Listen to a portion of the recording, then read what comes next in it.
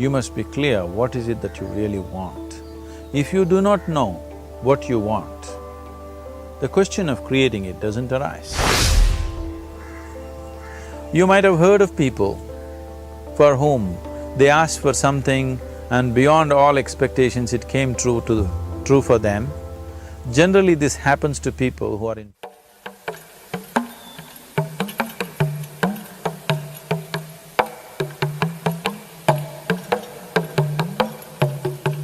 Let's say you want to build a house. If you start thinking, oh, I want to build a house, to build a house I need 50 lakhs, but I have only 50 rupees in my pocket, not possible, not possible, not possible. The moment you say not possible, you're also saying I don't want it. So on one level, you're creating a desire that you want something, on another level, you're saying I don't want it. So in this conflict, it may not happen. You might have heard of people for whom they asked for something and beyond all expectations it came true for them. Generally, this happens to people who are in faith. Now, someone who has some faith in a god or in a temple or whatever, who is simple-minded, faith works only for those people who are simple-minded. Thinking people, people who are too much thinking, for them it never works. A childlike person who has a simple faith in his god or his temple or whatever, he goes to the temple and says, Shiva, I want a house. I don't know how, you must make it for me. Now in his mind there are no negative thoughts. Will it happen? Will it not happen? Is it possible? Is it not possible? These things are completely removed by this simple act of faith.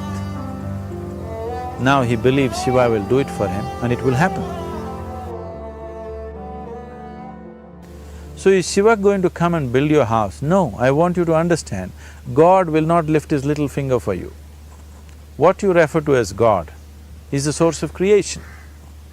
As a creator, he has done a phenomenal job, there's no question about it. Could you think of a better creation than this? Is it in anybody's imagination to think anything better than what is there right now? So as a creator, he has done his job wonderfully well. But if you want life to happen the way you want it, because right now, the very crux of your happiness and your well-being is this, if at all if you're unhappy, the only and only reason why you're unhappy is life is not happening the way you think it should happen. That's all it is. So if life is not happening the way you think it should happen, you're unhappy. If life happens the way you think it should happen, you are happy. It's as simple as that.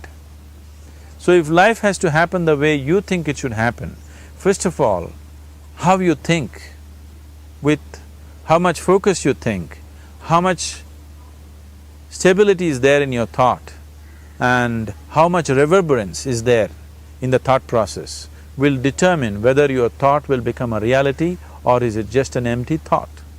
Or how you do not create any impediments for your thought by creating negative thought process.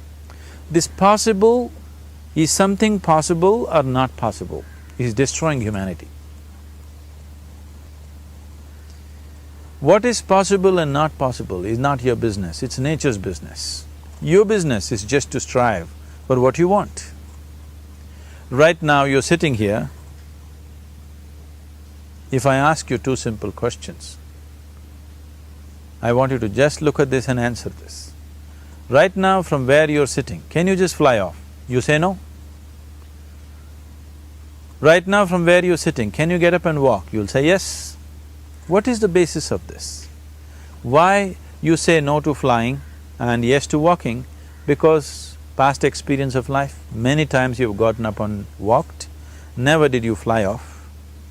Or in other words, you're using the past experience of life as a basis for deciding whether something is possible or not possible.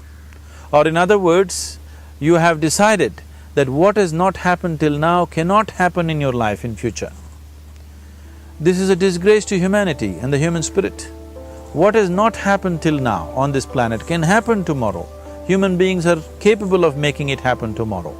So what is possible and what is not possible is not your business.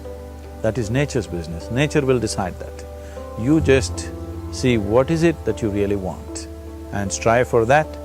And if your thought is created in a powerful way, without any negativity, without any negative thoughts bringing down the intensity of the thought process, the first and foremost thing is you must be clear what is it that you really want.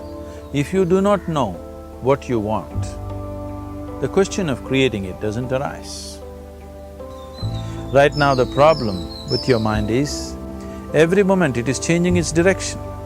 It is like you want to travel somewhere and every 2 steps if you keep changing your direction, the question of you reaching the destination is very remote unless it happens by chance. So organizing our minds fundamentally means moving from a compulsive state of activity to a conscious state of activity.